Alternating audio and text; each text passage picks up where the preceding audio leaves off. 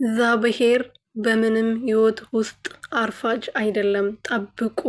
ፈጣሪ ዘግይቶ አያውቅም። በጊዜ ወደ እናንተ ይመጣል። ጊዜያችሁን ጠብቁ። እስከዛ ድረስ ደግሞ በተስፋ ጠብቁ። ሁላችሁም ተስፋ አትቆረጡ። የመሳቅም የማዘንም ቀን ያልፋል። ዛሬ ብንስቅ ነገ ልናዝን እንችላለን። ዛሬ ብናዝን ነገ ደግሞ ልስቅ እንችላለን። ስለዚህ ሁሉም ነገር በጊዜው ያልፋል።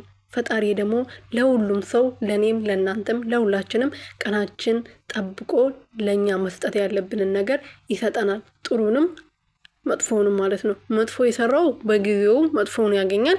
ጥሩ የሰራው ደግሞ ነገ በጊዜው ጥሩነቱን ያገኛል። ሩትዬ ዛሬ ልታዝን ትችላለች፣ ልቧ ሊሰበር ይችላል።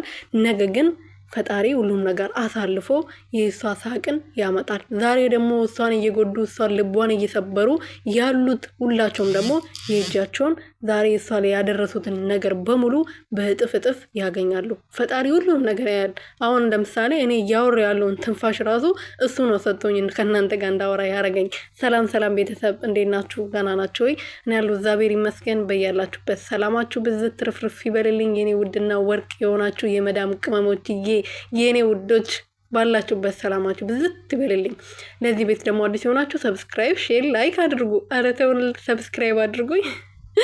እና ምን ልላችሁ ፈልጌ ነው፣ ይሄ ጥቅስ በጣም ደስ የሚል ሩትዬን የሚገልጻት ብዙዎቻችን የሚገልጽን ዛሬ ሲከፋ ስናዝን፣ ትናንት በጣም ከፍቶኛ አልቅሼ ነበር ወላ ማለት ነው። ግን ዛሬ ደግሞ እግዚአብሔር ይመስገን በጣም ደህና ነኝ ማለቴ በቃ ከትላንት ነው ዛሬ ደህና ነኝ። ትላንትና አልፎ ዛሬ ላይ ስለሆንኩ ማለት ነው። ስለዚህ የሩትዬ ዛሬ ያዘነችበት ልቧ የተሰበረበት ሁሉም ነገር ያልፍና ነገ ሌላ ቀን ይሆናል ማለት ነው።